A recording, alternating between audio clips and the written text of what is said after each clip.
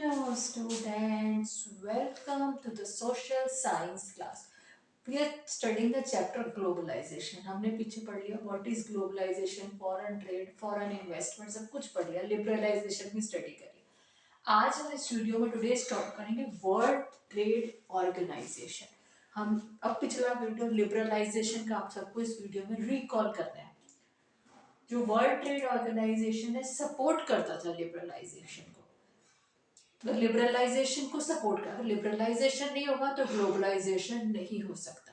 ठीक है, तो वर्ल्ड ट्रेड ऑर्गेनाइजेशन को करते सपोर्ट करता था लिबरलाइजेशन को. सबको पता है लिबरलाइजेशन में मैंने पिछली वीडियो में बताया कि कोई भी कंट्री किसी भी कंट्री में आके प्रोडक्ट को सेल कर सकती है, कोई भी ट्रेड बैरियर्स नहीं है. This is called liberalisation.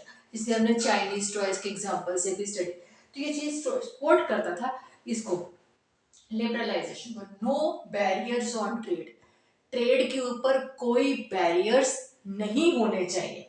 और trade between countries should be free, कि जो ट्रेड है दो कंट्रीज के अंदर फ्री होना चाहिए.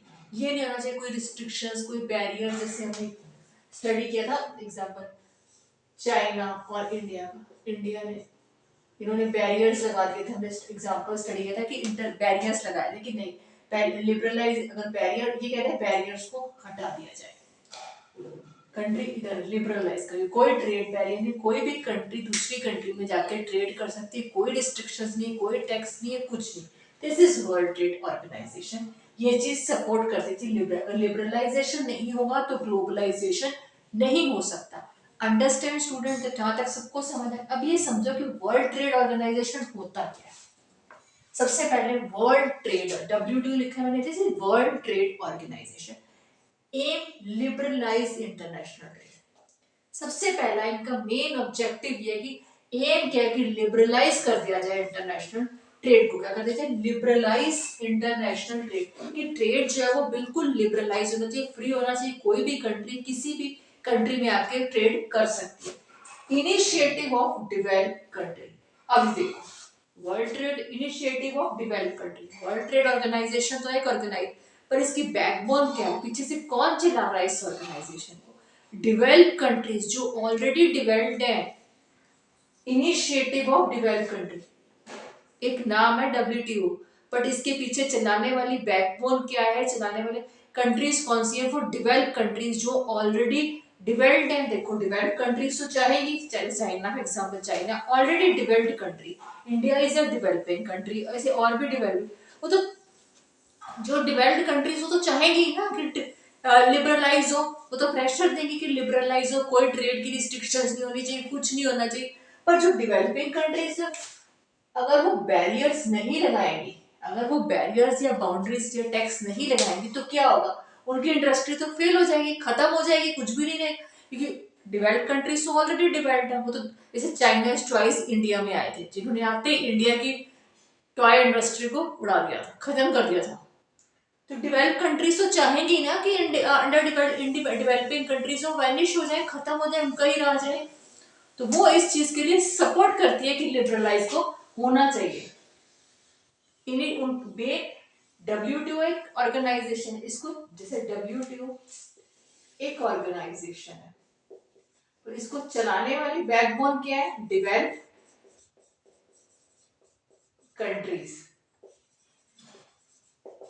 ठीक है, यहाँ देखो अब ये चैप्टर सारा इंटरकनेक्ट हो गया लिबरलाइजेशन वर्ल्ड ट्रेड ऑर्गेनाइजेशन के साथ. जो हमने ग्लोबलाइजेशन का स्टार्ट किया था पिछली वीडियो, अब देखो ये सारा चीजें एक इंटरकनेक्ट होती जा रही है. WTO establish rules regarding internets, rules are obeyed.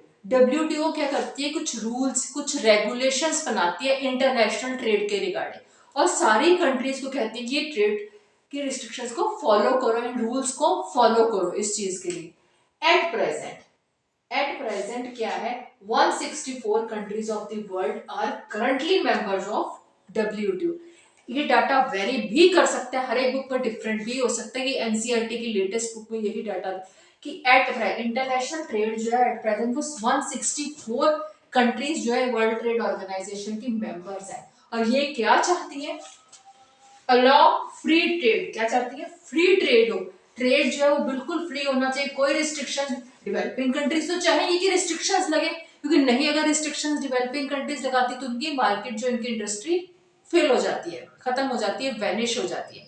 सो ये तो जो है क्या लॉ करती कि चाहता है कि फ्री ट्रेड हो, फोर्स करते हैं। और ये लोग क्या करते हैं कि ये फोर्स करते हैं developing country to remove trade barriers, कि ट्रेड बैरियर्स को रिमूव करो। ये डेवलपिंग कंट्रीज को बहुत प्रेशराइज करते हैं कि जो आप लोगों ने बैरियर्स लगा रखे हैं, जो टैक्सेस लगा रखे हैं प्रोडक्ट्स की कुछ भी हमारे कंट्री के अंदर आना है तो ये है कि आपने इस बैरियर्स को हटाओ।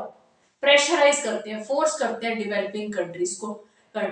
तो स्टूडेंट अंडरस्टैंड, देखो ये सारे चैप्टर्स इंटरकनेक्टेड है। अगर लिबरलाइजेशन नहीं होगा तो ग्लोबलाइजेशन नहीं होगा।